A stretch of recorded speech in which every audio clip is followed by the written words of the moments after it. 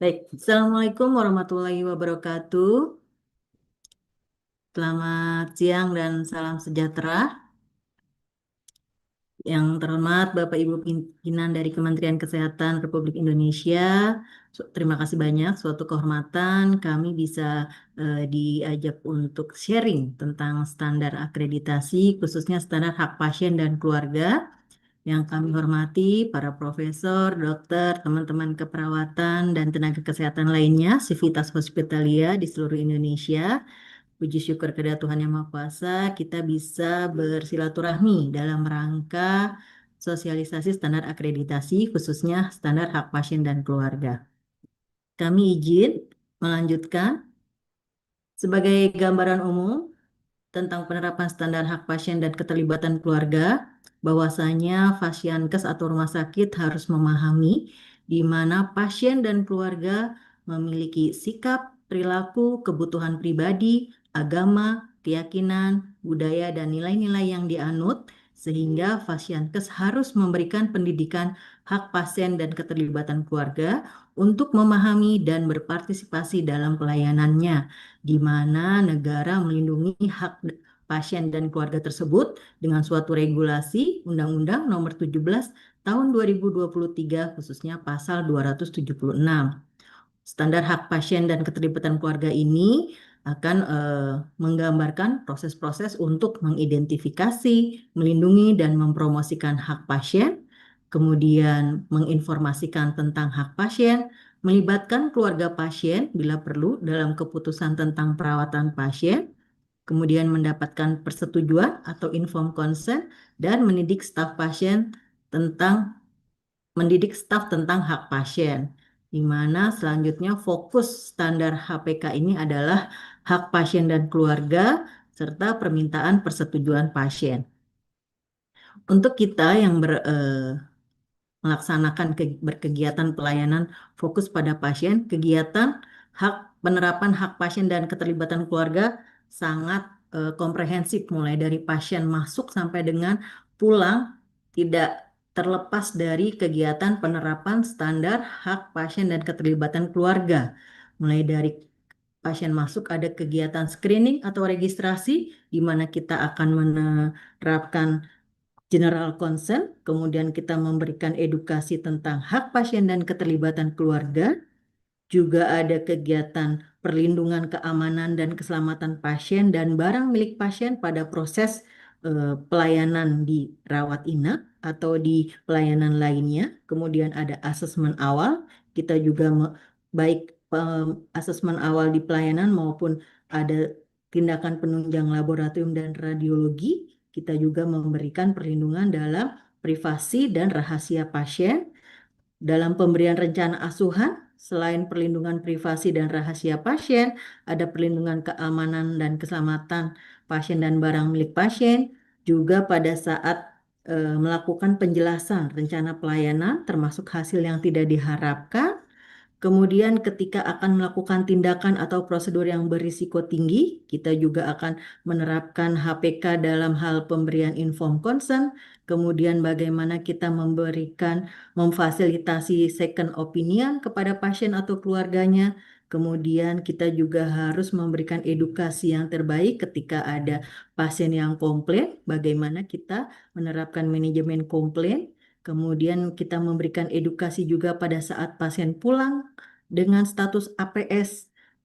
Kemudian pada saat pasien melakukan pengajuan suatu tindakan untuk tidak dilakukan resusitasi atau DNR, kemudian bagaimana kita memberikan edukasi pada kondisi pasien end of life.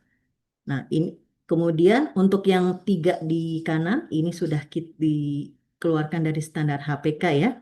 Untuk yang clinical trial, donasi organ, dan rencana pulang atau ringkasan pulang. Baik, kita lanjutkan.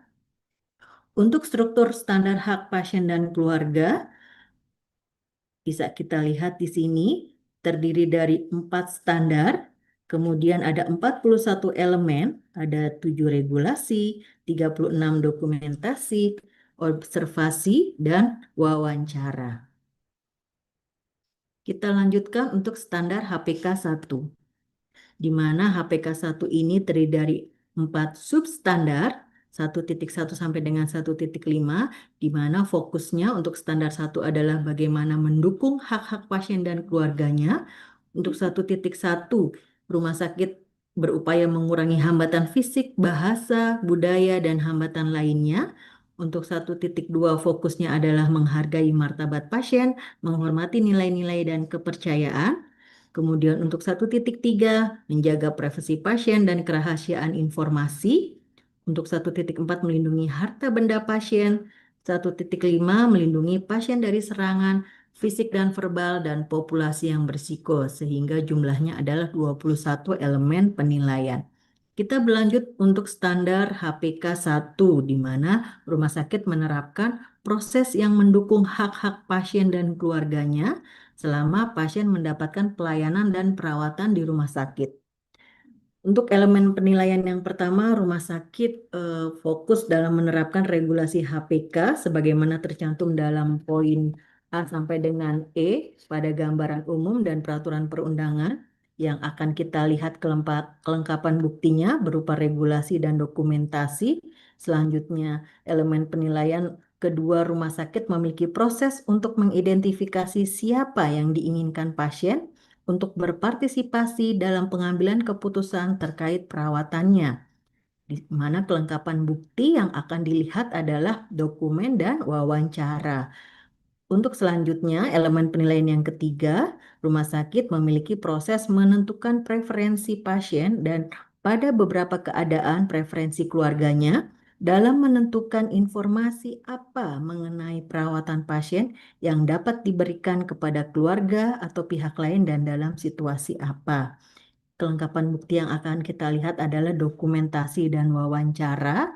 Selanjutnya, untuk elemen penilaian yang keempat adalah semua staf dilatih tentang proses dan peran mereka dalam mendukung hak-hak serta partisipasi pasien dalam dan keluarga dalam perawatan. Nah, ini kita lihat implementasi rumah sakit dalam menerapkan hak pasien dan kewajiban pasien sesuai dengan Undang-Undang Nomor 17 Tahun 2023, khususnya hak pasien di pasal 276 dan kewajiban pasien sesuai dengan pasal 277.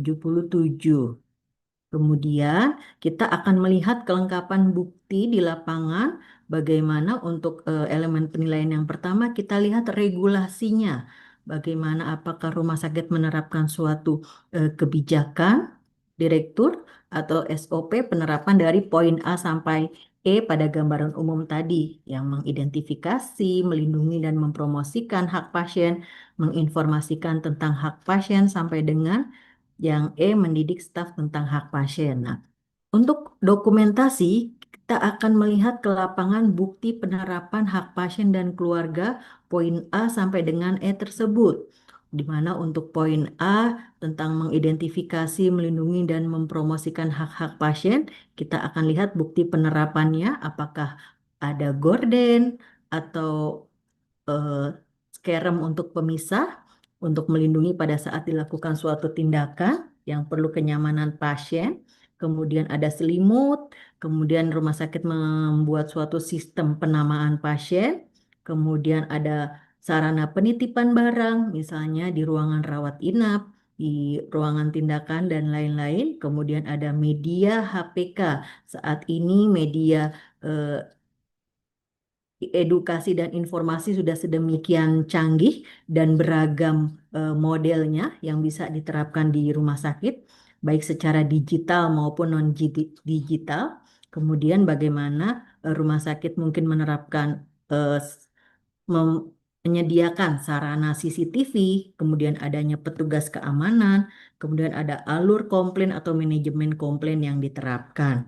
Untuk menginformasikan pasien tentang hak mereka, kita akan lihat bukti penerapan bagaimana general consent yang sudah ditandatangani, leaflet yang diterima oleh pasien, kemudian bagaimana bentuk tanda tangan inform consent, kemudian DNR atau suatu penolakan tindakan, kemudian tanda tangan pada resume, rujukan, dan lain-lainnya. Untuk poin C, melibatkan keluarga pasien bila perlu dalam keputusan tentang perawatan pasien, kita mungkin akan melihat bukti penerapan, bukti isian dan tanda tangan edukasi terintegrasi, kemudian lembar persetujuan, bukti pemilihan layanan, dan lain-lain. Untuk mendapatkan persetujuan atau informed consent, kita akan melihat bukti informed consent yang terisi lengkap.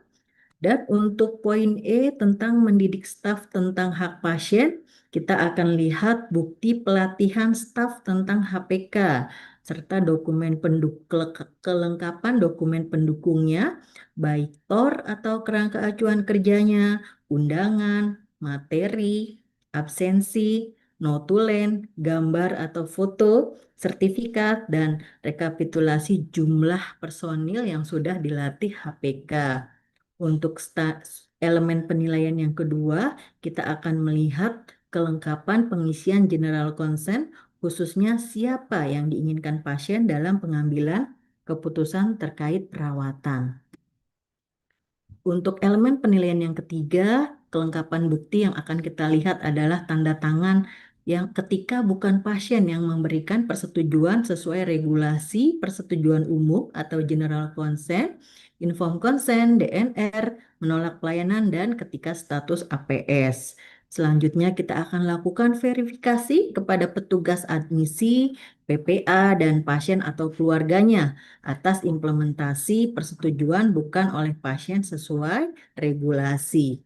Untuk elemen penilaian yang keempat, kita akan melihat bukti pelatihan hak pasien dan keluarga dalam perawatan kepada semua staf, di mana kita lihat bukti TOR, Turn of Reference atau kerangka acuan kerjanya, undangan, materi, acara, absensi, notulen, gambar atau foto serta sertifikatnya, dan dilakukan wawancara kepada staf yang telah dilatih serta berapa persen yang sudah dilatih. Kita akan melakukan verifikasi.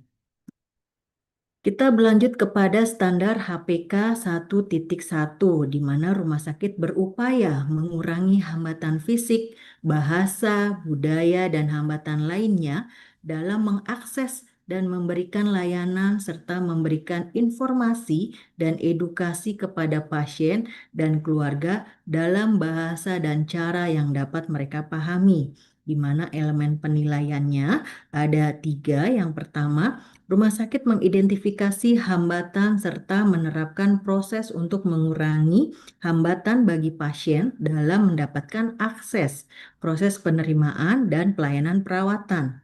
Yang akan kita lihat kelengkapan buktinya berupa dokumentasi dan wawancara. Untuk elemen penilaian yang kedua, informasi terkait aspek perawatan dan tata laksana medis pasien diberikan dengan cara dan bahasa yang dipahami pasien. Kita akan lihat juga dokumentasi dan wawancara.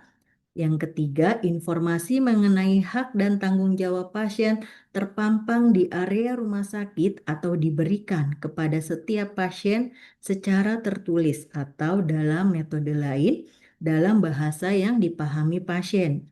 Ini akan kita lihat dalam lengkapan buktinya dalam bentuk dokumentasi, observasi, dan wawancara, di mana kelengkapan bukti yang akan kita lihat untuk elemen penilaian yang pertama adalah bukti identifikasi hambatan bagi pasien pada rekam medik elektronik.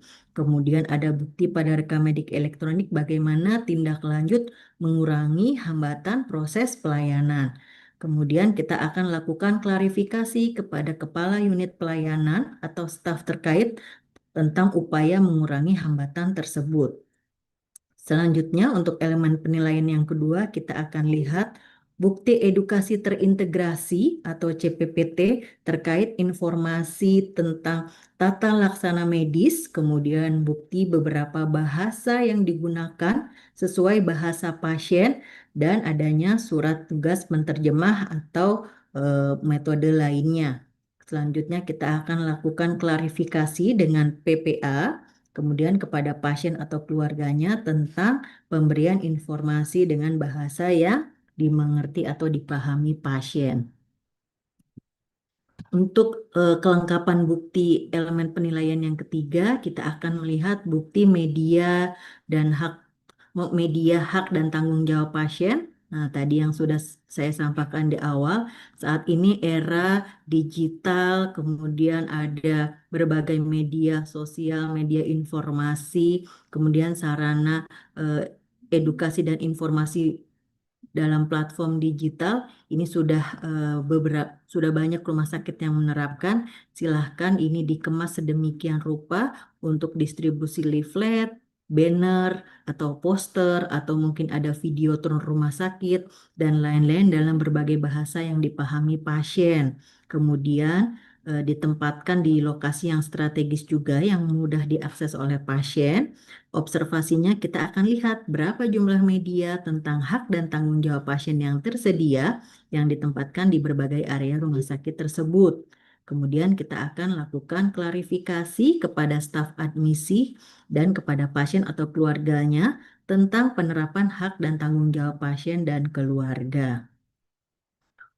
Kita lanjutkan dengan standar HPK 1.2, di mana rumah sakit memberikan pelayanan yang menghargai martabat pasien, menghormati nilai-nilai dan kepercayaan pribadi pasien, serta menanggapi permintaan yang terkait dengan keyakinan agama dan spiritual. Di mana elemen penilaiannya ada tiga. Yang pertama, staf memberikan perawatan yang penuh penghargaan dengan memperhatikan harkat dan martabat pasien. Kita akan lihat kelengkapan buktinya secara observasi dan wawancara.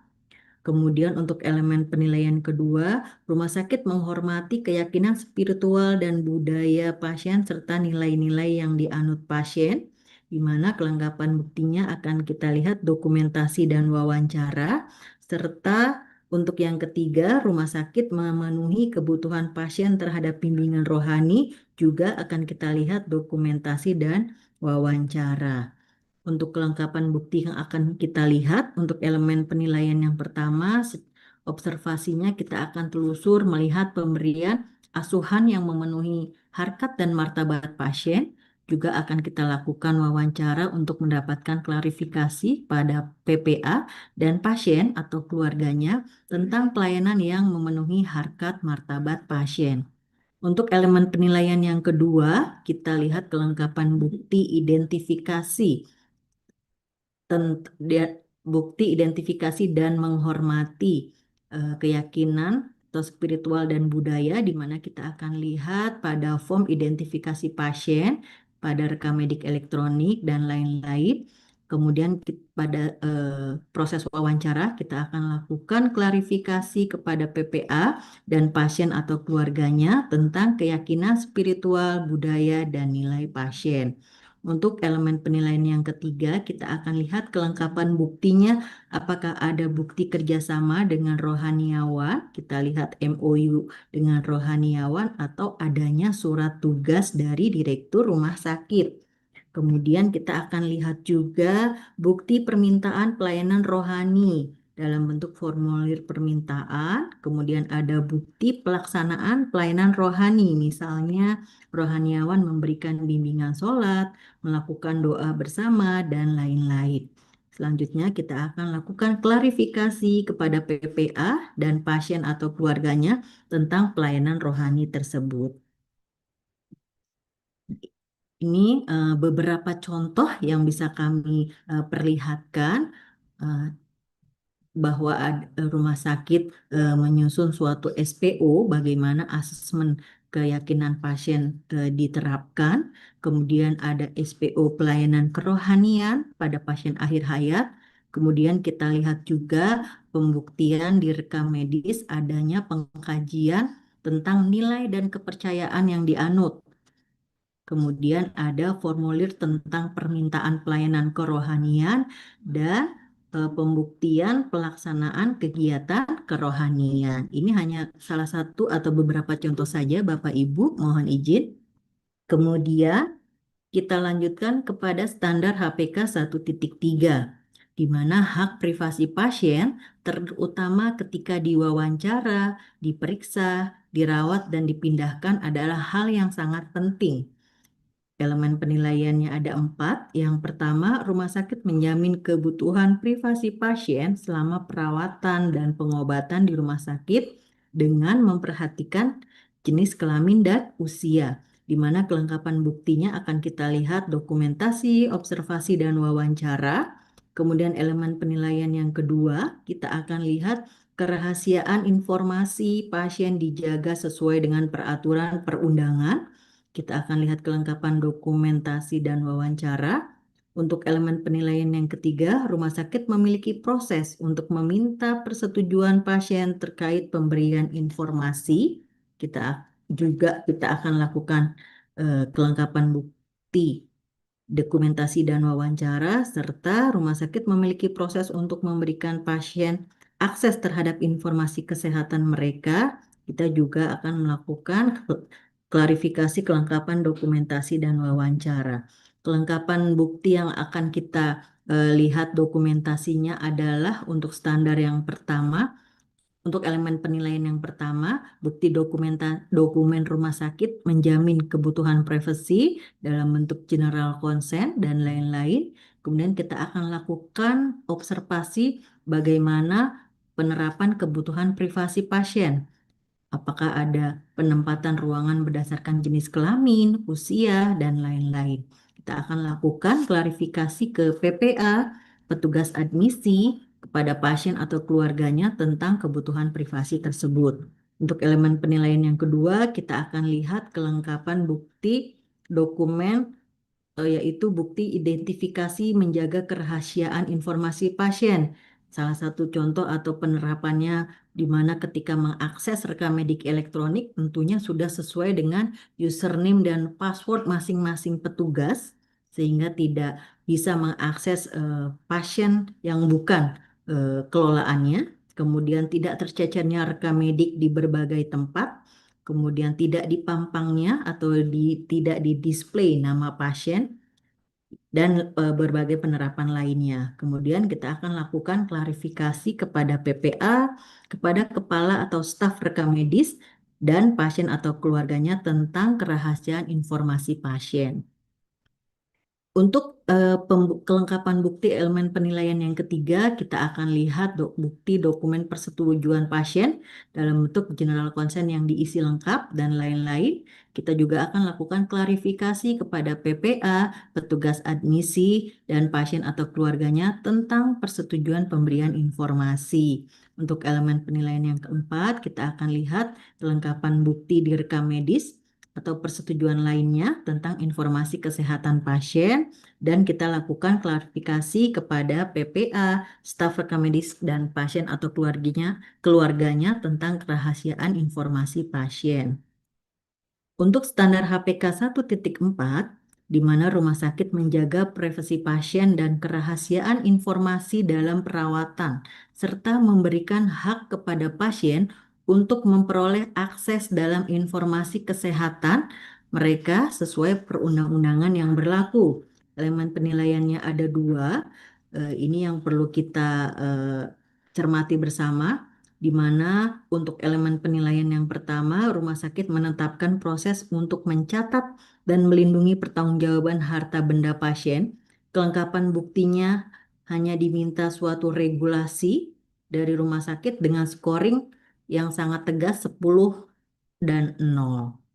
Kemudian yang kedua, elemen penilaian yang kedua, pasien mendapat informasi mengenai tanggung jawab rumah sakit untuk melindungi harta benda pribadi mereka di tempat penyimpanan barang pasien berupa naskah atau lemari kecil pada masing-masing tempat tidur, di mana kita akan melihat bagaimana dokumentasinya, observasi, dan wawancara.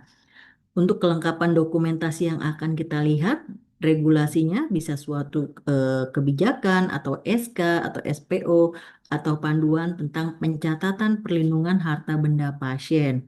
Kemudian untuk elemen penilaian yang kedua, kita akan lihat dokumentasi berupa bukti hak pasien dan keterlibatan keluarga adanya tanggung jawab perlindungan harta benda pasien.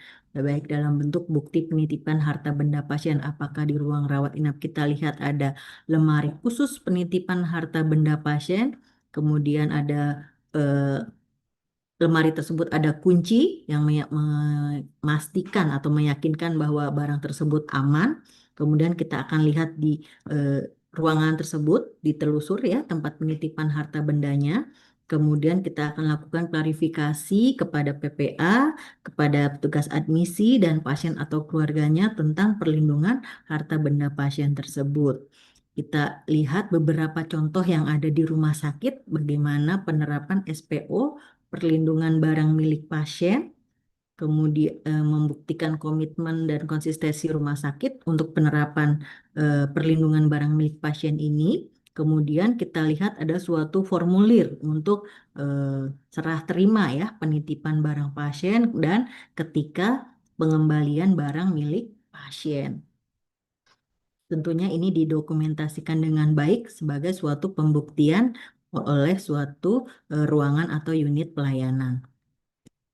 Selanjutnya, untuk standar HPK 1.5, rumah sakit melindungi pasien dari serangan fisik dan verbal, dan populasi yang berisiko diidentifikasi serta dilindungi dari kerentanan, di mana elemen penilaiannya ada 3.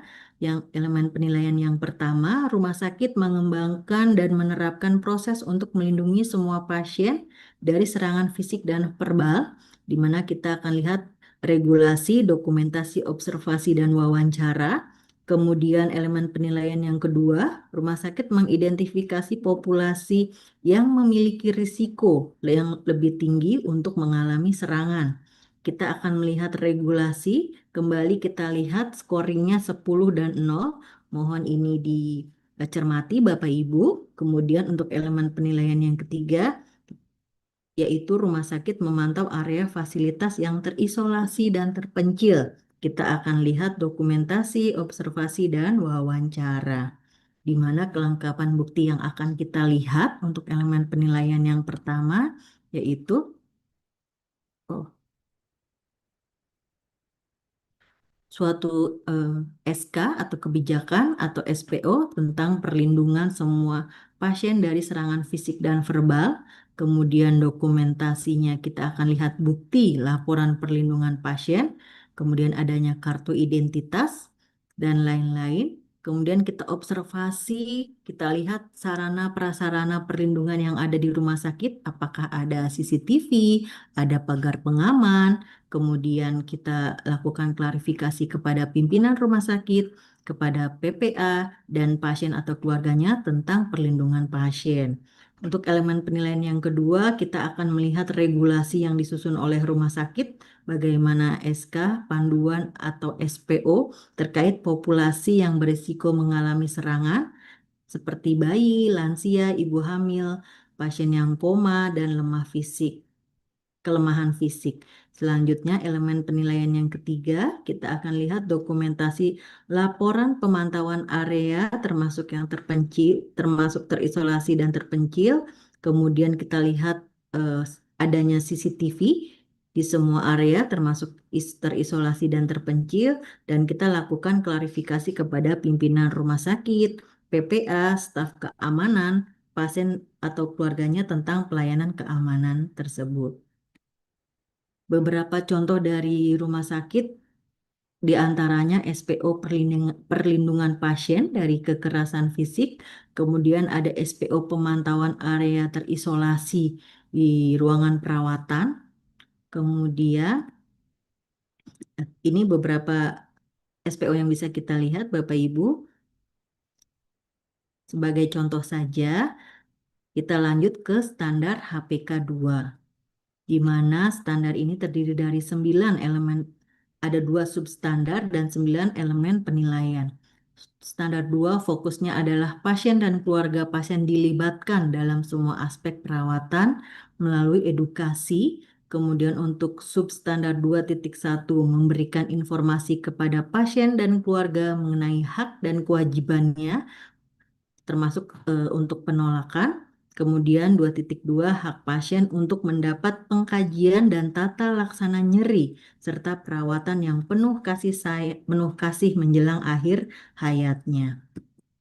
Kita lihat untuk rincian dari standar HPK 2, yaitu pasien dan keluarga pasien dilibatkan dalam semua aspek perawatan dan tata laksana medis melalui edukasi dan diberikan kesempatan untuk berpartisipasi dalam proses, di mana elemen penilaian yang pertama, rumah sakit menerapkan proses untuk mendukung pasien dan keluarga terlibat dan berpartisipasi dalam proses asuhan dan dalam pengambilan keputusan. Nanti kita lihat dokumentasi dan wawancaranya. Kemudian elemen penilaian yang kedua, rumah sakit menerapkan proses untuk memberikan edukasi kepada pasien dan keluarganya tentang kondisi medis, diagnosis, serta rencana perawatan dan terapinya. Kemudian kita akan lakukan juga dokumentasi dan wawancara. Pasien diberi untuk elemen penilaian selanjutnya, pasien diberikan informasi mengenai hasil asuhan dan tata laksana yang diharapkan. Kemudian pasien diberikan informasi mengenai kemungkinan hasil yang tidak dapat diantisipasi dari terapi dan perawatan. Kemudian elemen penilaian yang kelima, rumah sakit memfasilitasi permintaan pasien untuk mencari pendapat kedua tanpa khawatir akan mempengaruhi perawatannya selama di dalam atau di luar rumah sakit. Ketiga, kelima, elemen penilaian ini akan kita lihat dokumentasi dan wawancara, yaitu dalam bentuk untuk yang elemen penilaian pertama, kita lihat bukti dokumen pasien terlibat dalam proses perawatan dan pengambilan keputusan. Kita akan lihat bagaimana penerapannya pada form edukasi terintegrasi, adanya surat persetujuan, dan lain-lain yang akan kita lakukan klarifikasi kepada PPA, pasien atau keluarganya tentang persetujuan tindakan dan proses keterlibatan asuhan. Untuk elemen penilaian yang kedua, kita akan lihat bukti direkam medis yaitu form edukasi terintegrasi tentang kondisi pasien, diagnosis, dan lain-lain oleh tenaga medis. Kemudian kita lakukan klarifikasi kepada PPA, pasien atau keluarganya tentang edukasi dan informasi dari tenaga medis. Untuk beberapa contoh yang kami tampilkan, yaitu rumah sakit menerapkan suatu SPO tentang motivasi pasien dan keluarga untuk terlibat dalam proses asuhan, di mana bisa kita lihat juga adanya pencatatan di form catatan edukasi terintegrasi. Selanjutnya, untuk elemen penilaian yang ketiga, kita akan melihat bukti direkam medis tentang hasil perawatan dan tata laksana pada form edukasi terintegrasi yang juga akan kita lakukan klarifikasi kepada PPA dan pasien atau keluarganya tentang hasil dan tata laksana perawatan. Untuk EP yang keempat, kita akan lihat bukti direkam medis tentang hasil yang tidak diharapkan dari hasil asuhan pada form persetujuan dan lain-lain. Juga kita akan lakukan klarifikasi kepada PPA dan pasien atau keluarganya tentang hasil yang tidak diharapkan dalam perawatan. Untuk elemen penilaian yang kelima, kita akan lihat bukti form second opinion yang terisi lengkap dan kita akan lakukan klarifikasi kepada PPA dan pasien tentang penerapan second opinion tersebut.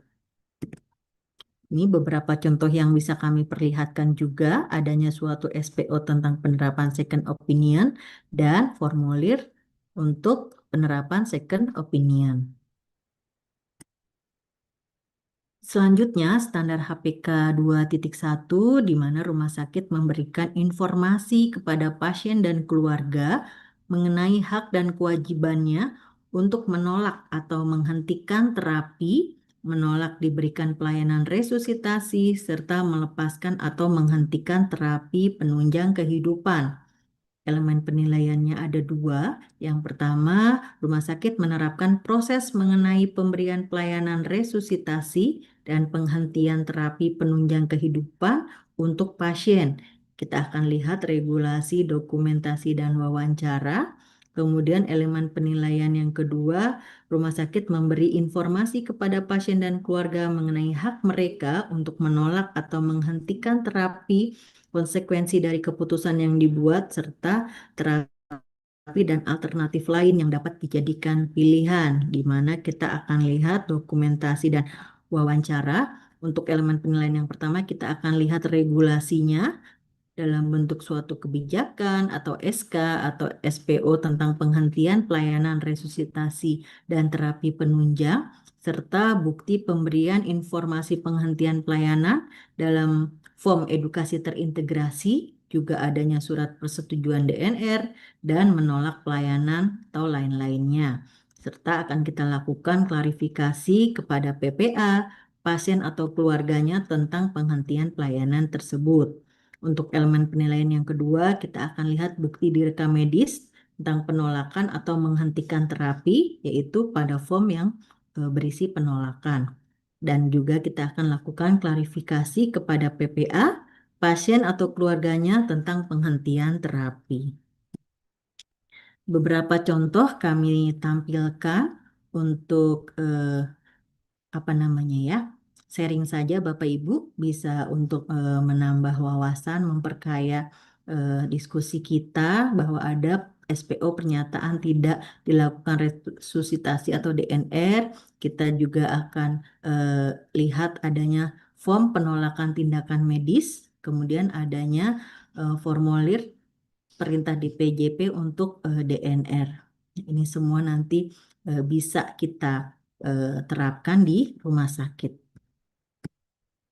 Selanjutnya, untuk standar HPK 2.2, kita akan melihat rumah sakit mendukung hak pasien untuk mendapat pengkajian dan tata laksana nyeri, serta perawatan yang penuh kasih menjelang akhir hayatnya, di mana elemen penilaiannya ada dua. Yang pertama, rumah sakit menerapkan proses untuk menghargai dan mendukung hak pasien mendapatkan pengkajian dan pengelolaan nyeri, yang akan kita lihat dokumen dan dokumentasi dan wawancara. Kemudian elemen penilaian yang kedua, kita akan melihat bagaimana rumah sakit menerapkan proses untuk menghargai dan mendukung hak pasien untuk mendapatkan pengkajian dan pengelolaan terhadap kebutuhan pasien menjelang akhir hayat, di mana kita akan lakukan melihat kelengkapan bukti, dokumentasi, dan wawancara dalam bentuk yang pertama. Untuk EP yang pertama, kita akan lihat bukti pengkajian dan pengelolaan nyeri pada form pengkajian nyeri yang terisi. Kita juga akan lakukan klarifikasi kepada PPA, pasien atau keluarganya tentang pengkajian nyeri. Untuk EP2, kita akan lihat bagaimana bukti pengkajian kebutuhan pasien menjelang akhir hayat pada form pengkajian kebutuhan akhir hayat, form pengkajian kebutuhan pasien menjelang akhir hayat, dan kita lakukan klarifikasi kepada PPA dan pasien tentang pengkajian menjelang akhir hayat. Ini beberapa contoh yang bisa kita perlihatkan. Ada formulir yang masih fisik, ada juga yang sudah rekam medik elektronik. Bisa kita lihat pengkajian pasien end of life. Kemudian ini ada monitoring nyeri dalam bentuk rekam medik elektronik. Selanjutnya, kita akan masuk ke standar HPK 3. Hanya ada 3 elemen penilaian, di mana fokusnya memberitahu pasien dan keluarganya mengenai proses untuk menerima dan menanggapi keluhan untuk berperan dalam semua proses pelayanan.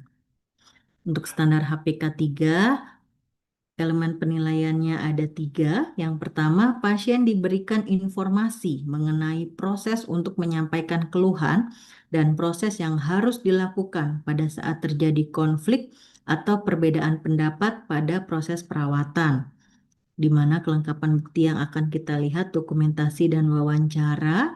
Untuk elemen penilaian kedua, keluhan, konflik, dan perbedaan pendapat tersebut dikaji dan diselesaikan oleh unit atau petugas yang bertanggung jawab melalui sebuah alur atau proses spesifik.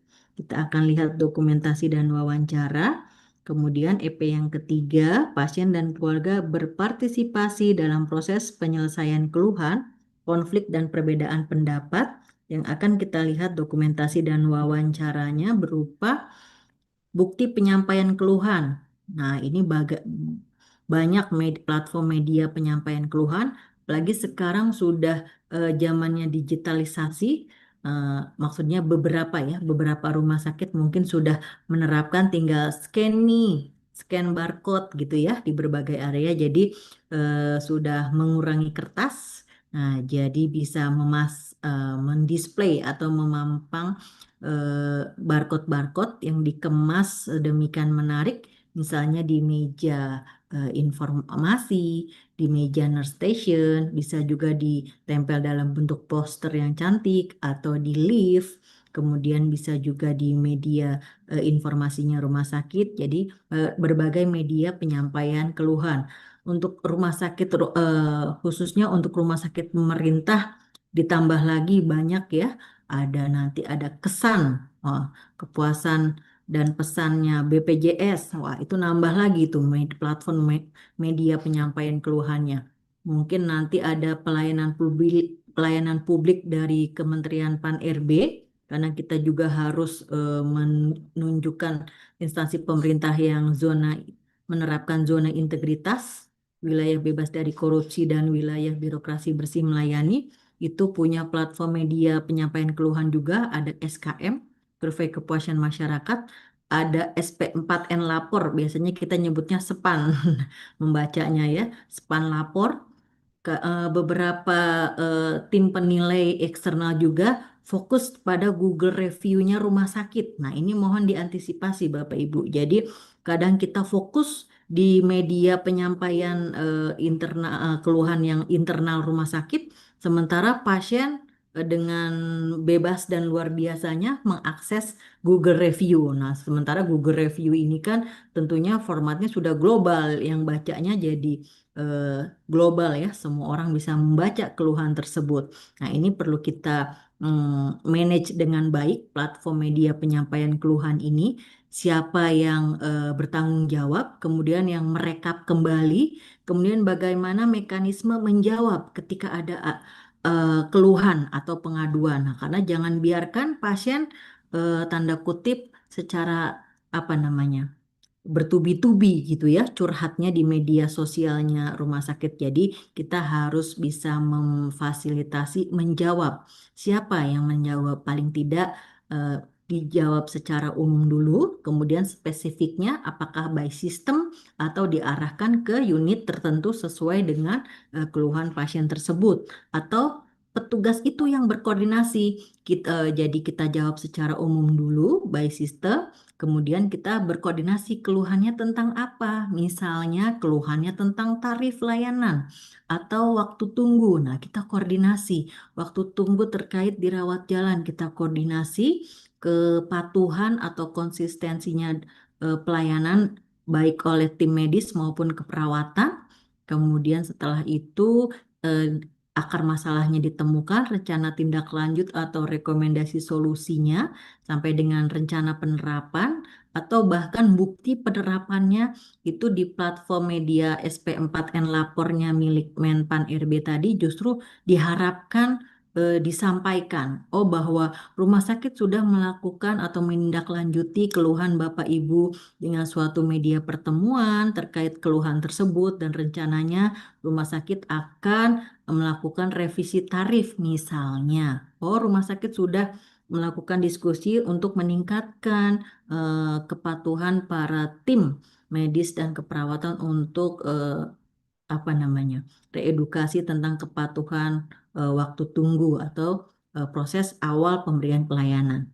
Nah, ini yang akan kita lakukan klarifikasi ke ke petugas penanganan keluhan, kemudian petugas admisi dan pasien tentang penanganan keluhan pasien tersebut.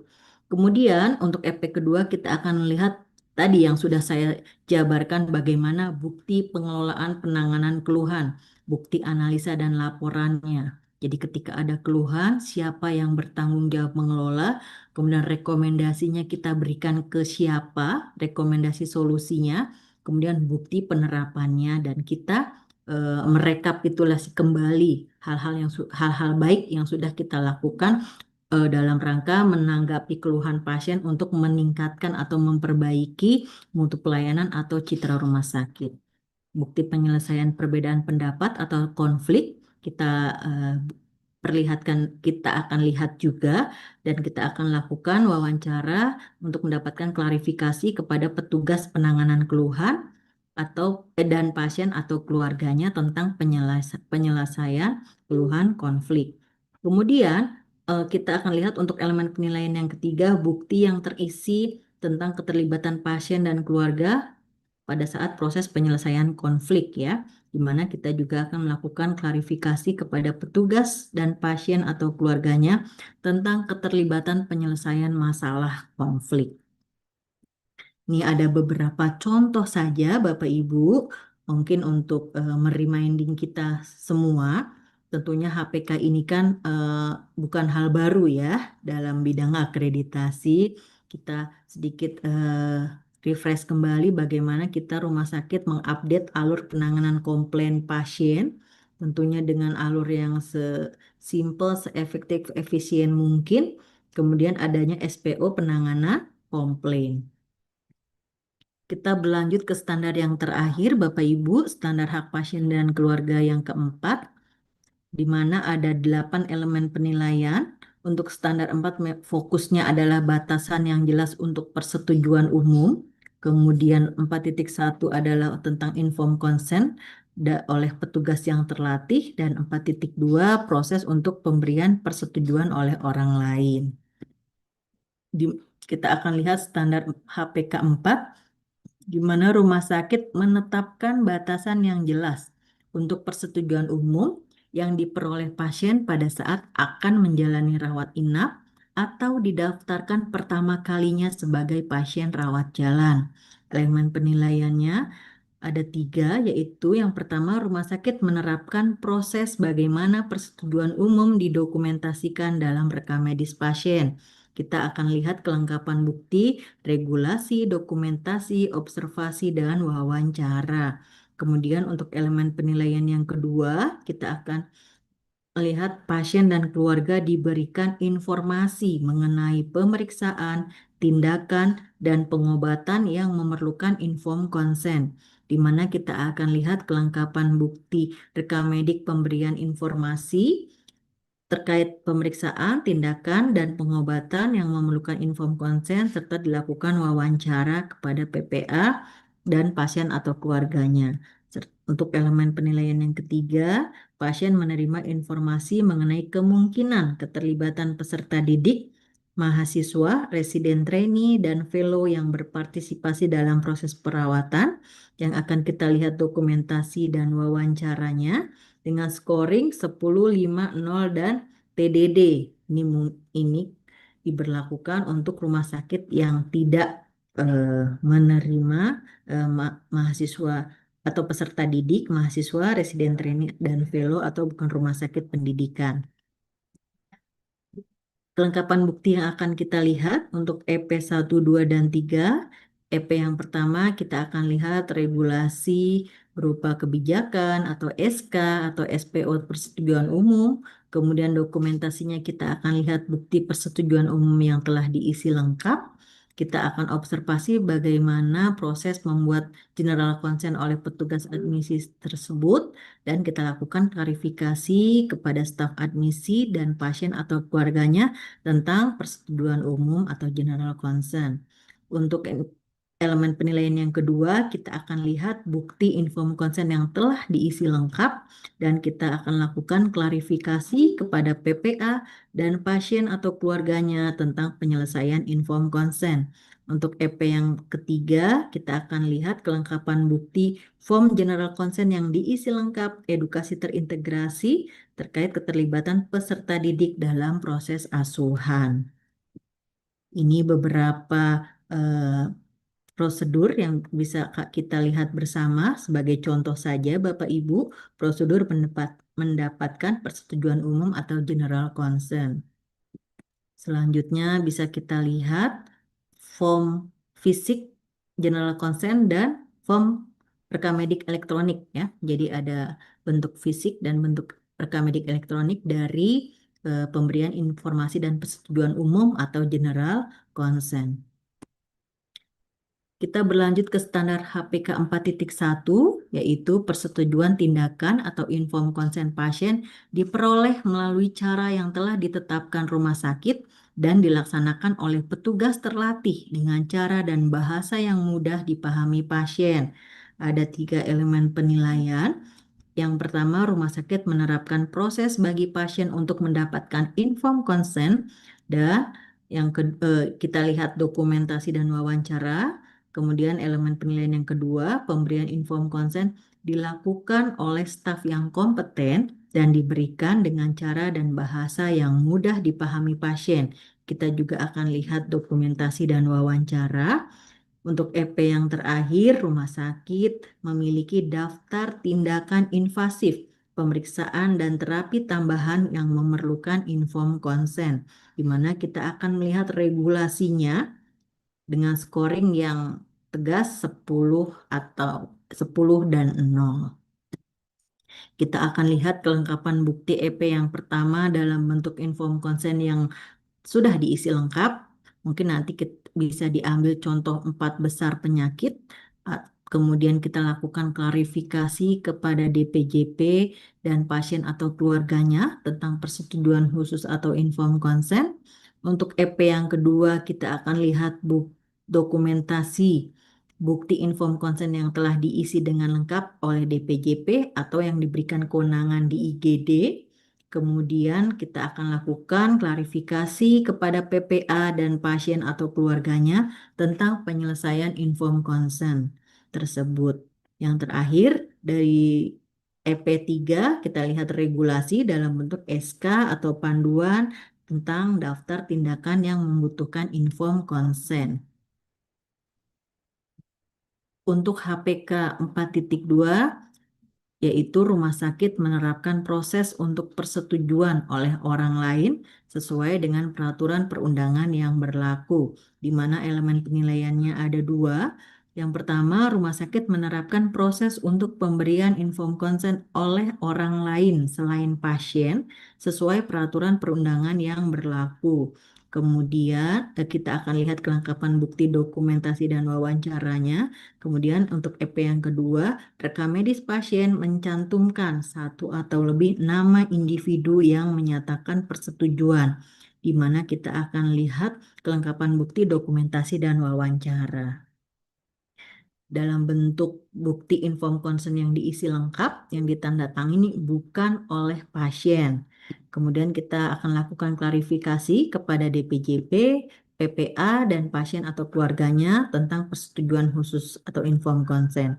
Kemudian untuk EP yang kedua, kita akan lihat bukti informed consent yang telah diisi bukan oleh pasien lebih dari satu orang dan pada form general consent. Kemudian kita akan lakukan klarifikasi kepada PPA dan pasien atau keluarganya tentang penyelesaian informed consent. Kembali kita lihat beberapa contoh Bapak Ibu, SPO prosedur mendapatkan informed consent, kemudian sesuai dengan Undang-Undang Nomor 17 Tahun 2023, Pasal 293, bahwa penjelasan tentang informed consent paling sedikit mencakup diagnosis, indikasi, tindakan pelayanan kesehatan yang dilakukan dan tujuannya, risiko dan komplikasi yang mungkin terjadi, alternatif tindakan lain dan risikonya, risiko apabila tindakan tidak dilakukan, dan prognosis setelah memperoleh tindakan. Ini beberapa contoh prosedur yang bisa kita lihat, ada SPO penolakan tindakan perawatan, kemudian ada pernyataan tidak dilakukan resusitasi atau DNR, dan ada suatu kebijakan atau keputusan dari rumah sakit tentang daftar nama tindakan yang membutuhkan informed consent. Ini juga ada formulir persetujuan dan penolakan tindakan medis yang diterapkan di rumah sakit. Demikian Bapak Ibu dan moderator Bapak Nugroho, sedikit sharing yang kami sampaikan. Kurang lebihnya mohon maaf. Selanjutnya kami kembalikan kepada moderator. Terima kasih. Assalamualaikum warahmatullahi wabarakatuh. Waalaikumsalam warahmatullahi wabarakatuh. Baik. Terima kasih Bu atas paparan materinya. Baik Bapak Ibu peserta, mungkin kita lihat di sini ada beberapa yang resen Bu. Mungkin bisa saya panggil dulu Bu ya. Baik. Dari rumah sakit, sebentar.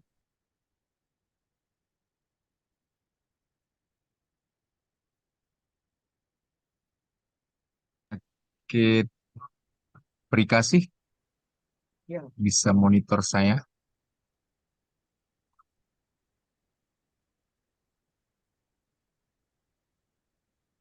Ah, mungkin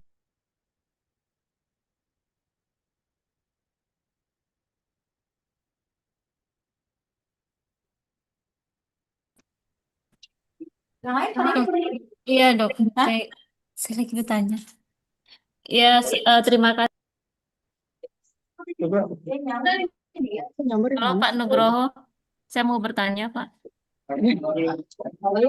ya silakan silakan dari Perikasi dulu ya, dari Iya, Perikasi. iya, terima kasih Bapak atas waktunya. Saya akan bertanya terkait dengan HPK 4.1 terkait dengan inform konsen. Di sini ada pernyataan tadi inform konsen itu bila di bukti inform konsen yang telah diisi dengan lengkap oleh DPJP atau yang diberikan kewenangan di UGD. Nah, untuk yang dokter yang diberikan kewenangan di UGD itu, apakah perlu ada delegasi dari dokter DPJP-nya, Bu? Terima kasih. Itu yang mau saya tanya. Langsung dijawab atau kita kumpulkan, Pak? Boleh langsung dijawab aja, Bu. Baik. Boleh langsung jawab. Baik, Ibu. Tadi kan kita sudah di rumah sakit sudah kita perlihatkan atau kita mintakan suatu regulasi daftar tindakan yang memerlukan inform consent ya Bu ya. Nah, sebagaimana kita lihat di referensi regulasi kita, bahwasanya untuk suatu tindakan kegawat daruratan bisa kita langsung lakukan tindakan, bahkan tidak memerlukan inform consent Ibu. Jadi mungkin untuk persetujuan tidak perlu pendelegasian dari DPJP karena di IGD sifatnya tindakannya emergensi, kemudian dokter atau penanggung jawab yang ada di IGD, dokter jaga atau dokter penanggung jawab yang ada di IGD tentunya sudah memiliki kewenangan atau surat tugas yang dikeluarkan oleh pihak rumah sakit bahwasanya berwenang untuk melakukan tindakan kegawat daruratan di IGD. Demikian Ibu. Ya, baik Ibu, terima kasih. Ya, baik. Selanjutnya mungkin dari Iya Pak, Hidayatur Rafiq. Ya, silakan, Bu. Silakan. ya terima kasih Pak Nugroho dan Ibu. Saya mau bertanya Bu, terkait dengan pelindungan harta benda pasien itu kan dikasih tahu di awal ya Bu ya pas di pendaftaran di General Concern Pasien. Nah itu siapakah penanggung jawab untuk melindungi dan menjaga eh, barang-barang pasien yang disimpan di rumah sakit ini Bu. Terus yang kedua terkait dengan kepatuhan pengisian info concern, kan di Permenkesnya info concern itu yang ditulis di IC itu kan hanya tindakan-tindakan invasif atau tindakan yang mengancam nyawa pasien, Bu. Nah, tetapi di rumah sakit ini, tapi kan ada beberapa case yang ditulis di IC itu kebanyakan tidak tindakan invasif. Nah, bagaimana cara kita untuk udah diberikan sosialisasi, tapi bagaimanakah cara kita untuk eh, biar tenaga-tenaga medis itu, baik itu dari dokter umum maupun DPJP, patuh untuk pengisian info konsen sesuai dengan tindakan invasif yang ditulis yang di IC itu, Bu. Itu aja sih, Bu, pertanyaannya. Baik. Mohon izin, Pak Nugraha, Pak Nugroho, Pak Ya, Nugroho. silakan, Bu. Silakan, Ya, Bu. baik. Langsung dijawab. Jadi yang pertama untuk penerapan penyimpanan harta benda milik pasien ya Bu ya, penitipan harta benda milik pasien Iya, untuk di benar. ruangan perawatan. Jadi mohon izin Bapak Ibu, kita sesuaikan dengan kemampuan rumah sakit, kita sesuaikan dengan kebijakan pimpinan rumah sakit, apakah akan sentralisasi di suatu unit kerja, di suatu tempat yang akan dikelola oleh suatu unit kerja, atau akan dilakukan penerapan penyimpanan harta benda pasien di seluruh ruangan perawatan. Misalnya ya Bu ya, di unit pelayanan Ibu ada gedung perawatan anak, gedung perawatan bedah, gedung perawatan penyakit dalam. Nah, karena tersebar demikian luasnya, kebijakan pimpinan, oh kita berikan misalnya untuk gedung perawatan anak ada satu lemari. Nah, tentunya di situ nanti ada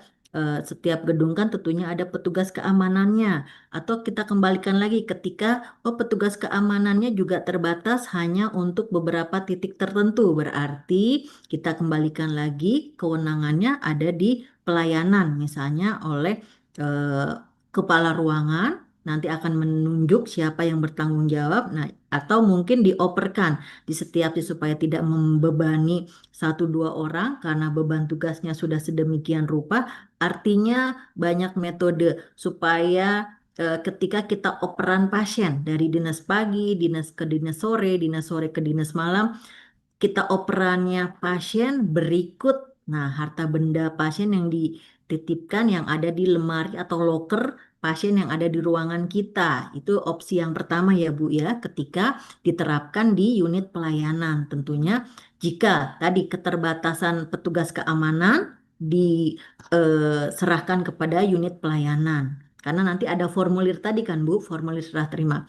Ketika rumah sakitnya bisa menerapkan, oh setiap gedung ada petugas keamanannya. Nah, itu berarti petugas keamanan itu, Bu. Karena di situ kan nanti ada kunci-kuncinya. Nah, kalau tentunya formulir itu yang menjadi kata kunci juga ketika penerimaan dan penyerahan. Kita berikan opsi lagi ketika keterbatasan, oh di ruang tidak bisa rumah sakit membuat dalam bentuk lemari penitipan barang di semua di semua gedung pelayanan. Misalnya, oh kita sentralisasi. Artinya setiap pasien misalnya dari IGD mau masuk ke ruang perawatan, pasiennya misalnya mau dilakukan tindakan operasi, pos operasinya akan masuk ICU, nanti yang kita belum tahu kurang lebih berapa hari lagi untuk pindah dari ICU ke ruang perawatannya. Nah, berarti sentralisasi di suatu unit kerja tentunya dikelola oleh petugas keamanannya. Jadi kembali lagi kepada kemampuan rumah sakit atau kebijakan pimpinan rumah sakitnya, Bu. Mau menerapkan sentralisasi atau di gedung per gedung-gedung atau per ruangan perawatannya. Demikian, Ibu. Saya mau ini lagi, Bu. Untuk Harta benda yang untuk bisa disimpan oleh pihak rumah sakit itu ada kategorinya nggak sih, Bu? Misalnya kan kita nggak tahu nih, Bu. Misalnya pasien dan keluarga yang eh, di, yang mau berobat ke rumah sakit ini atau yang mau menginap, dia mau menyimpankan dalam bentuk emas atau berlian atau apa? Atau ada kategorinya nggak sih, Bu, dari standar akreditasi ini bahwa barang yang bisa disimpan oleh rumah sakit itu ada ketentuan kriteria barangnya, Bu. Soalnya kan kalau misalnya dalam bentuk emas atau apa disimpan oleh pihak rumah sakit, kalau misalnya terjadi kehilangan, apakah itu menjadi tanggung jawab rumah sakit atau menjadi tanggung jawab siapa, Bu? siap, Ibu. Baik Ibu, terima kasih pertanyaannya luar biasa ini Bapak Nugroho. Kayaknya mewakili se-Indonesia ya Iya, Bu. curhatannya. Silakan. Baik, izin Ibu kembali lagi. Jadi ketika pasien mungkin disclaimer pasiennya harapannya ketika masih bisa kita ajak komunikasi ya Bu ya. Ketika pasiennya di IGD tentunya ada penunggu atau keluarganya kita informasikan bahwa pasiennya akan dilakukan pasiennya indikasi masuk rawat inap atau pasiennya akan dilakukan sito operasi, sito tindakan gitu ya, tindakan yang segera. Nah, itu kita pada saat general consent atau informasi atau edukasi pada saat akan masuk ke ruang perawatan. Nah, itu kita sampaikan Bu barang-barang apa yang dibutuhkan pasien tentunya yang tanda kutip bukan barang berharga yang nilainya yang ketika hilang, nah tanggung jawab siapa nih ya Bu ya? Aduh, udah sibuk pelayanan pasien harus mengganti barang pasien yang hilang juga gitu ya Bu ya. Nah, artinya dari awal Ibu kita sampaikan bahwa barang-barang yang dititipkan di rumah sakit ini, eh, saya ini ya, boleh sedikit sharing ya Pak Nugroho ya. Artinya contohnya ketika rumah sakit kita, rumah sakit rujukan ya, rumah sakit rujukan tertinggi itu banyak pasien kita yang dari daerah, betul ya Bapak Ibu ya. Banyak yang dari daerah rujukan. Nah, ini kan pasti barang bawaannya banyak. Nah, itu kita sampaikan, mohon izin untuk barang pribadi yang sifatnya berharga, uang atau mungkin bawa sertifikat rumah, mungkin nggak ya Bu ya? Nah, artinya barang yang sifatnya pribadi yang nilainya artinya tanda kutip tidak terhingga gitu ya Bu ya, nilai nominalnya. Nah, itu tentunya dikembalikan pengamanannya kepada pasien dan keluarga Ibu. Jadi kita yang sifatnya umum yang merepotkan dalam arti ketika perpindahan atau mobilisasi pasien dari IGD masuk ke rawat inap atau akan masuk OK, akan pindah ke ICU, kemudian kembali lagi ke rawat inap. Nah, ini dia Bu yang kita fasilitasi oleh pihak rumah sakit. Jadi selalu standar akreditasi itu mudah dan menyenangkan, bukan? Artinya dikembalikan kebijakannya ke rumah sakit, Ibu, sesuai kemampuan rumah sakit. Tadi yang saya bilang, oh rumah sakit karena kapasitasnya terbatas, ya kita sentralisasi di bagian pengamanan di kantornya, bagian pengamanan di mana di situ misalnya ada CCTV lengkap seluruh rumah sakit ya yang memantau area rumah sakit, area pelayanan.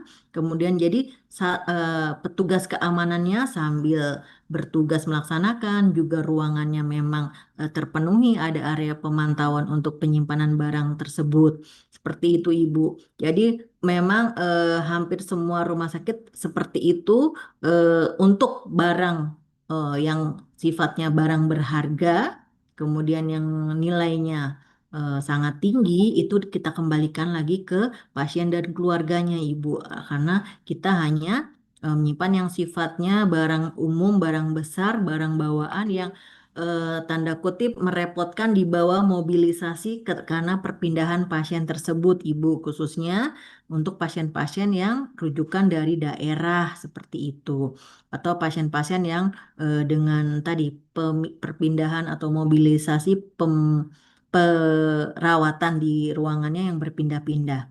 Demikian Ibu, jadi secara apa namanya tertulis di standar akreditasi, karena kalau semuanya dijabarkan secara rinci, bagaimana rumah sakit yang tidak memiliki kemampuan untuk menerapkan itu di semua area, di semua ruangan, bagaimana rumah sakit yang mampunya hanya di unit kerja tertentu seperti itu Ibu. Jadi pastinya akreditasi memfasilitasi menjawab standar, kemudian mempersilahkan rumah sakit untuk menjawab standar, untuk membuktikan komitmen dan konsistensinya terhadap standar dengan kemampuan yang dimiliki masing-masing.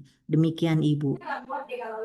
Iya Bu, kalau Tadi, jika pasiennya datang sendiri dalam keadaan misalnya nih Bu, pasien Cito, dia tidak siap. ada didampingi oleh keluarga, misalnya pasien yang kecelakaan ya Bu. Nah, sedangkan itu dia dalam keadaan kondisi kritis, kemudian masuk IGD. Nah, sedangkan barang-barang berharga dia itu ada di dalam tas pasien tersebut, sedangkan pasien tidak didampingi oleh keluarga bukan ada kecelakaan lalu lintas. Nah, itu dalam kondisi Cito seperti itu, bagaimana alurnya, Bu? Iya. Baik Ibu, jadi kembali lagi kan kita di ruangan di IGD atau di ruang perawatan pasti ada penanggung jawab ruangannya ya Ibu ya, penanggung jawab ruangannya. Sementara pasien belum berpindah, belum peralihan ke ruangan yang lain tentunya masih menjadi tanggung jawab kita. Berarti di ruangan tersebut misalnya kepala ruangannya yang akan mengelola menjadi apa namanya penanggung jawab barang milik pasien tersebut. Kemudian tentunya ada saksi, Ibu, bagaimanapun karena ini kan barang ini bukan tidak ada ya, tidak ada pendampingnya pasien. Biasanya kan, mohon maaf kalau pasien kecelakaan itu kan ada yang diantarkan oleh orang masyarakat sekitar yang menemukan atau oleh petugas kepolisian seperti itu ya, Bapak Ibu ya, diantar ke kita ke IGD rumah sakit. Nah, itu kan dari polisi ke kita pun ada serah terima ya. Ini tasnya ya Bu ya gitu ya. Nah, itu kita terima. Kemudian kita juga langsung membuat Bu, tadi kan saya perlihatkan contoh ada formulir ya Bu ya, ada formulir penerimaan barang. Nah itu karena kita tidak ada keluarga pasien yang mendampingi, tentunya kita harus ada cross check ya, harus ada saksi dari kita sebagai penanggung jawab ruangan. Kemudian misalnya kita penanggung jawab tim saat itu disaksikan oleh kepala ruangan kita sebagai yang tertua, sebagai penanggung jawab ruangan. Kemudian sampai dengan nanti kita operan ke ruangan berikutnya. Nah, kembali lagi nih Bu, penyimpanan barangnya tersentralisir atau ada di setiap ruangan perawatan. Nah, itu kalau penyimpanan barangnya ada di setiap ruangan perawatan, tentunya kita operan. Jadi, operan pasien beserta barang bawaannya. Tentunya formulirnya juga kita serah terimakan. Tapi ketika pengampunya adalah kepala bidang pengamanannya di rumah sakit yang disimpan di ruangan pengamanan juga lemarinya karena keterbatasan kita, tentunya barang ini dengan formulir yang sudah diisi, kita berikan kepada petugas keamanan. Tentunya penulisan itu jangan lupa Ibu bahwa kita ada orang kedua yang menyaksikan bahwa oh barangnya atau tasnya terdiri dari apa saja. Demikian Ibu. Oke, Bu. Terima kasih, Bu. Siap. Tadi yang untuk inform consent ya Bu ya. Iya, Edukasi info inform konsen. consent. Iya, Bu. Izin Pak Nugroho jadi lanjut ini. Ya, Ya, silakan, silakan, silakan. siap. Jadi kita kembali lagi Bu, komitmen konsistensi rumah sakit kan selalu kepatuhan terhadap regulasi ya Bu ya. Jadi kita kembali ke Undang-Undang Nomor 29 tahun 2024 tentang praktik kedokteran bahwa setiap tindakan kedokteran atau kedokteran gigi yang dilakukan dokter atau dokter gigi terhadap pasien harus mendapatkan persetujuan.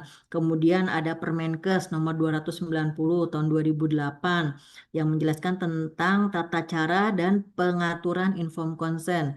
Kemudian kita lihat juga Undang-Undang Nomor 1 tahun 2024 tentang ITE, Bu, tentang penyelenggaraan ketika kita menyelenggarakan rekam medis elektronik, apa saja yang di apa cantumkan dalam inform consent yang elektronik, ada tanda tangan elektronik dan lain-lain. Artinya itu dihimpun dalam suatu media edukasi yang menarik, Ibu. Kan kita sekarang dengan kesibukannya, mohon maaf, para profesor, dokter kita, tim keperawatan dan tenaga kesehatan lain, kayaknya kalau rapat, rapat, rapat, edukasi, edukasi di ruangan yang apa namanya duduk rapat itu eh, sudah tidak efektif efisien mungkin. Sekarang media edukasinya sudah kita berikan yang menarik, Ibu. Bagaimana pihak rumah sakit bisa mengemas media edukasi yang menarik, kemudian kita share di berbagai grup rumah sakit gitu ya, Bu ya. Kemudian di media-media edukasi kita yang di rumah sakit internal, jadi form di layar komputer kita kan komputer itu pada saat posisi standby layarnya berhenti gitu ya Bu ya. Nah, mungkin di di apa namanya? Dimasukkan dalam komputer-komputer yang ada di seluruh ruangan, kemudian slideshow di display video-video tersebut Ibu. Jadi tadi reminding tadi mengingatkan lagi kita kembali ke referensi yuk gitu ya untuk menertibkan tentang tindakan apa saja sih yang memerlukan inform consent. Tentunya jangan lupa kebijakan atau regulasinya rumah sakit daftar atau panduan daftar tindakan yang memerlukan inform consent. Jadi banyak media untuk meningkatkan kepatuhan dan konsistensi kita Ibu. Tentunya dikemas dengan menarik sehingga tidak perlu duduk-duduk terus gitu ya, rapat-rapat terus, sosialisasi terus, tetapi dengan media yang menarik eh, aksesnya menjadi luas ya Bu ya. Target audiens kita menjadi luas, insya Allah penerapannya menjadi lebih optimal. Demikian Ibu, mudah-mudahan sedikit menjawab. Oke, terima kasih banyak ya, Bu Ya, dan Pak Nugroho. siap. Siap. Ya, terima kasih. Baik, kita lanjutkan di sini ada Ibu Rahma Yudita. Silakan Bu Rahma Yunita. Baik, selamat siang. Saya dari Rumah Sakit Permata Ya. Cibubur. Izin bertanya, terkait sosialisasi HPK kepada keluarga, itu apakah harus dalam bentuk leaflet yang dibagikan kepada pasien, atau cukup di kami misalnya pakai barcode dalam bentuk misalnya banner atau digital gitu? Sebenarnya sesuai akreditasi nantinya bagaimana ya yang sebaiknya gitu. Terima kasih. Baik Ibu. Gimana nih Pak? Langsung. Ya, langsung Ibu. Oh Silakan. iya, Silakan. siap, siap. Nah, baik, tadi saya juga sudah menyampaikan ya Bu ya, memang media edukasi kita sekarang sudah menarik menarik ya Bu ya. Kita lihat di berbagai rumah sakit, media edukasi yang dikemas oleh rumah sakit juga luar biasa. ada videotron di rumah sakit, ada poster-poster yang menarik, ada eh, pemanfaatan lift juga dijadikan media edukasi. Kemudian sekarang eranya sudah scan me barcode ya Bu ya. Begitu pasien scan barcode sudah mendapatkan media informasi gitu kan. Nah, itu akan meningkatkan apa namanya? Capaian atau meningkatkan target audiens kita, pasien dan keluarganya untuk mengakses informasi sebanyak-banyaknya tentang penerapan hak pasien dan keluarga yang diterapkan oleh pihak rumah sakit. Jadi memang eh, media kita akan melihat Bu, berapa banyak jumlah media yang disediakan oleh pihak rumah sakit dalam rangka memberikan pendidikan kepada pasien dan keluarganya tentang penerapan HPK ini. Jadi memang sedemikian selain fisik secara pada saat proses general consent mungkin kita berikan leaflet atau eh, lembar informasi berisi tentang hak dan kewajiban pasien. Karena itu eh, ada proses persetujuan di situ, ada tanda tangan pasien, kemudian kita juga tetap memberikan edukasi melalui sarana-sarana yang menarik lainnya. Tentunya saat ini sangat beragam media-media menarik yang bisa dikemas oleh pihak rumah sakit. Betul Ibu. Jadi selain banner, poster, kita ada barcode-barcode yang bisa di-display yang memudahkan pasien untuk mengaksesnya ketika atau pasien udah nge-save barcode-nya, nanti kapan-kapan sambil nunggu di farmasi atau sambil nunggu panggilan dokter antrian berikutnya. Nah, itu justru bermanfaat untuk pasien jadi banyak wawasan dalam menerima informasi-informasi dari rumah sakit. Demikian, Bapak izin, Ibu, semoga sedikit menjawab. Baik, terima kasih. Terima kasih Bu Rahma dari Permata Cibubur. Ya, izin Bu, ini masih banyak pertanyaan yang disampaikan. Kali ini akan saya bacakan salah satu pertanyaan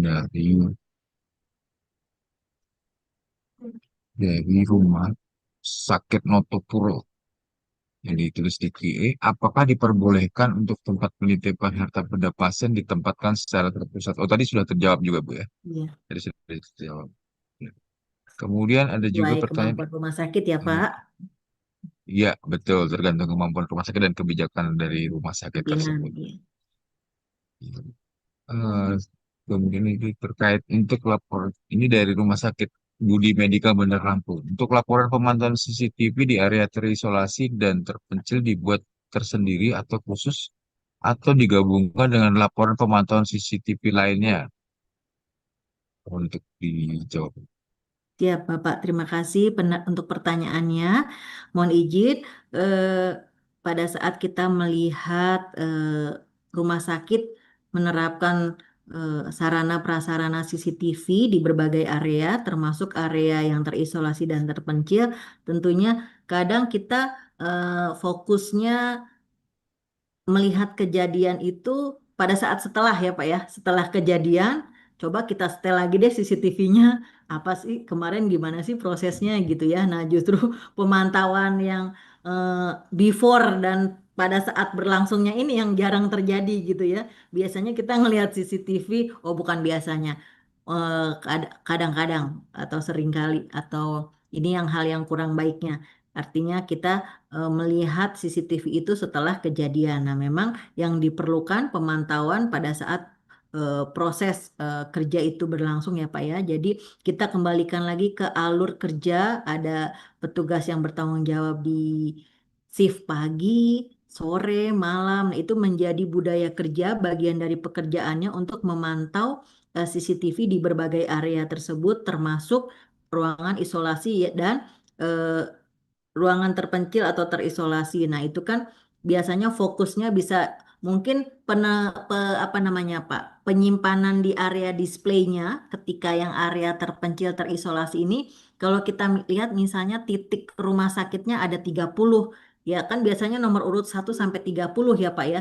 Justru yang terisolasi terpencilnya yang nomor 30 paling bawah gitu kan. Nah, mungkin penyimpanannya justru di tempat yang strategis begitu pandangan mata gitu Pak ya. Ya, Karena kalau ya, ya, ya. ngikutin nomor urut jadi nggak kepantau tuh Pak gitu ya. Nah mungkin Tidak terlihat nanti nih. betul, jadi kita apa namanya kita minta ke vendor atau kepada pihak rekanan bahwa justru yang area terpencil dan terisolasi ini yang akan kita lebih fokuskan, bukan dalam arti karena areanya jauh, justru ini kita melihatnya jadi supaya langsung pandangan mata kita gitu ya. Untuk laporannya tentu saja karena kita biasakan menjadi bagian budaya kerja Pak, artinya tadi antara si pagi, sore, malam dimasukkan saja menjadi bagian rutinitas kerja itu Pak. Jadi kalau nanti fokus ke area terpencil, jangan-jangan yang area lainnya jadi nggak terpantau gitu ya Pak ya. Jadi tetap mereka menjadi bagian pekerjaan yang rutin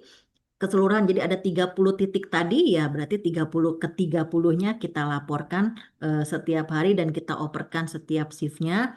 Kemudian jangan lupa apa penyimpanan memorinya tadi Pak untuk pengecekan dan untuk apa namanya pelaporan kita juga. Demikian Pak Nugroho dan Bapak yang Ya, bertanya izin. ya. Satu lagi Bu, Bu izin ini ada Dokter Sri Hening dari Rumah Sakit Tingkat 4 Madiun. Silakan Dok, izin. Silakan Dokter Sri. Mungkin ada yang mau ditanyakan. Terima kasih untuk waktunya Bapak. Selamat siang Ibu. Saya Ya. saya ingin menanyakan tentang yang elemen penilaian 1.5 tentang proses melindungi hak pasien dari serangan fisik. Di sini ada dokumen bukti yang diminta, mungkin bisa menjelaskan seperti apa ya. Dan pertanyaan yang kedua sehubungan dengan pertanyaan Bu Hidayatul yang tadi tentang penyimpanan barang. Berdasarkan penjelasan Ibu, rumah sakit bisa membuat aturan tersentralisasi atau di ruangan perawatan. Tetapi di sini pada elemen penilaian di sini dijelaskan bahwa penyimpanan itu adalah di lemari nakas pasiennya masing-masing. Petunjuk Ibu bagaimana penjelasannya? Terima kasih. Baik. Untuk mohon maaf Pak Nugroho, izin. Ya, Bu, silakan. Ya, silakan, silakan. Siap, siap. Baik, Dok. Terima kasih untuk pertanyaannya, Dok. Izin untuk standar HPK 1.5, bagaimana rumah sakit melindungi pasien dari serangan fisik dan verbal, serta populasi yang berisiko, diidentifikasi, serta dilindungi dari kerentanan. Jadi kita akan melihat regulasi yang diterapkan rumah sakit dalam bentuk SK atau SPO tentang perlindungan semua pasien dari serangan fisik dan verbal.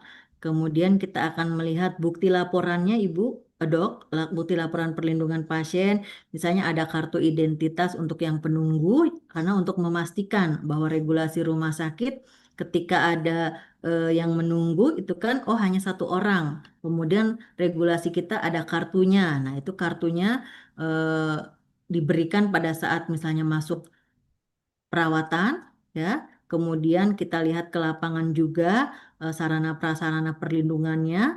Oh, adanya CCTV, kemudian adanya pagar pengaman ya. Kemudian regulasi terkait regulasi dalam bentuk SK atau panduan atau SPO tentang populasi yang berisiko mengalami serangan, bayi, lansia, ibu hamil, yang pasien koma dan pasien kelemahan fisik. Kita lihat laporan pemantauan area termasuk yang terpencil. Nah, itu tadi yang nyambung dengan yang laporan CCTV tadi, Dok, izin. Kemudian kita akan melakukan klarifikasi kepada pimpinan rumah sakit dan para PPA serta petugas keamanan serta pasien dan keluarganya tentang pelayanan keamanan ini. Jadi kita akan melihat bagaimana SPO-nya, perlindungan pasien fisik perlindungan pasien dari kekerasan fisik.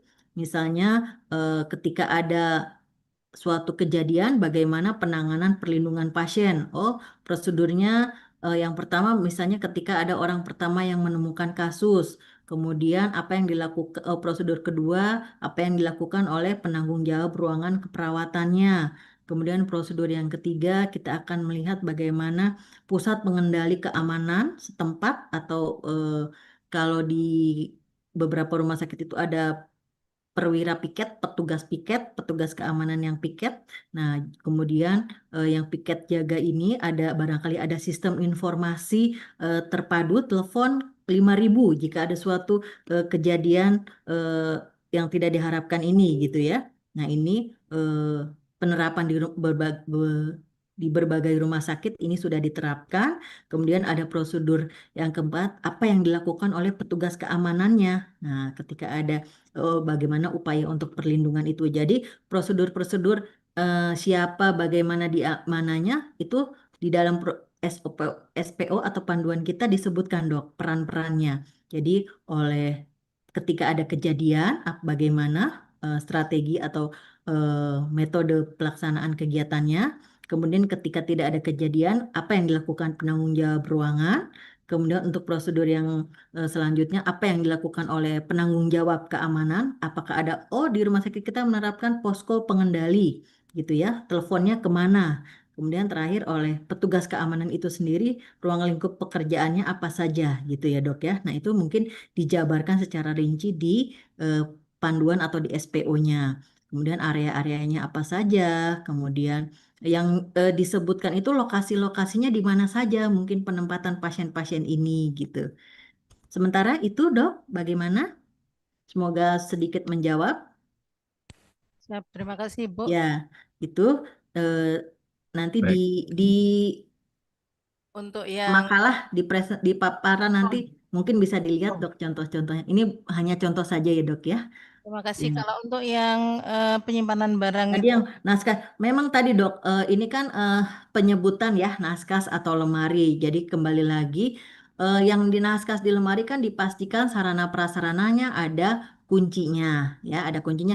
Itu ketika pasiennya ada keluarga atau penunggunya gitu ya. Jadi tentunya ketika rumah sakit bisa menerapkan di semua area pelayanan, apalagi bukan hanya di area pelayanan, bukan hanya di gedungnya, tetapi sudah per lantainya, per ruangan, per kamarnya. Nah, itu berarti kan ketika rumah sakit mampu memfasilitasi tersebut tentunya dengan kondisi atau kapasitas yang maksimal penggunaannya berarti lemari atau naskahnya tentunya ada kuncinya gitu ya. Jangan ada lemarinya nggak ada kuncinya sama aja dok ya gitu. Jadi kembali lagi memang itu penyebutan naskah atau lemari ketika ruangannya untuk naskah, nah tadi untuk barang-barang sesuai pertanyaan yang pertama tadi untuk ketika barang-barangnya itu barang-barang yang seperti apa yang disimpan di naskah. Kemudian yang kedua, ketika pasiennya tidak ada penunggunya, nah apakah itu memungkinkan disimpan di situ?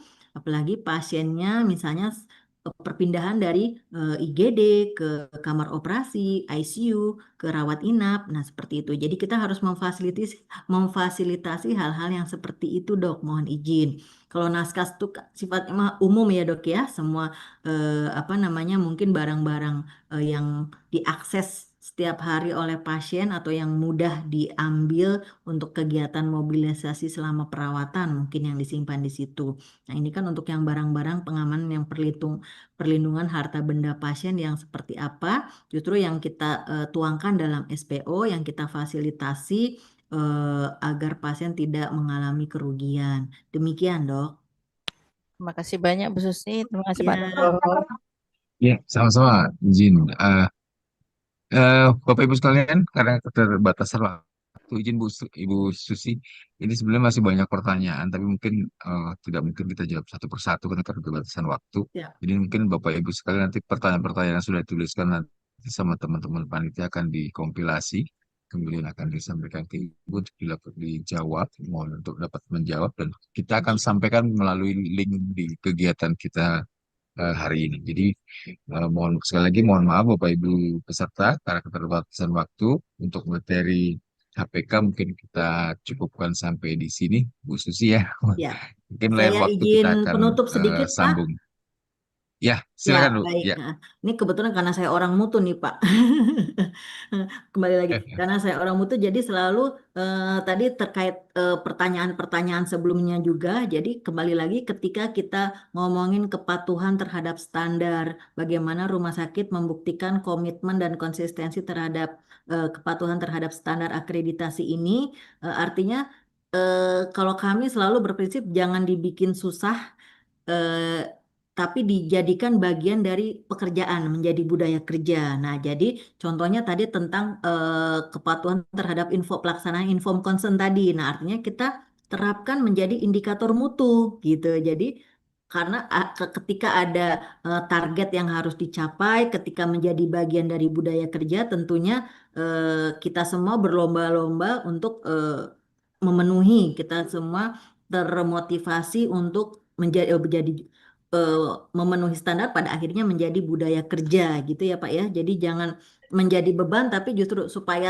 patuh ya, selain edukasi ya berarti harus ada bukti pencapaian standar ini bagaimana. Oh, berarti dijadikan indikator kinerja atau indikator pelayanan, Ya. berarti kepatuhan terhadap pelaksanaan inform consent, atau yang artinya kepatuhannya berarti sesuai daftar tindakan apa saja yang memerlukan inform consent. Ketika tidak sesuai berarti tanda kutip tidak dianggap kita tidak patuh mungkin gitu.